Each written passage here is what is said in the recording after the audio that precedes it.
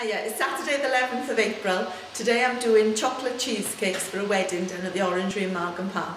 So we've got a biscuit base filled with a chocolate cheesecake, which I've piped in and then just swirled with a bit of cocoa on the top.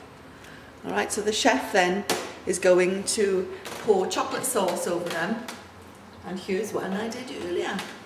So that's just drizzled with a dark chocolate sauce, and then we've got a little chocolate transfer on the top.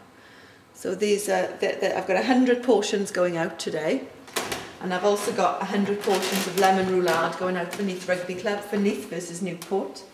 Let's hope they win today. So I'm just finishing off decorating these. So I've got some hearts on a transfer sheet again, that I've done with dark chocolate. And then, as I say, the chef is going to drizzle these with chocolate sauce so they look lovely on a plate.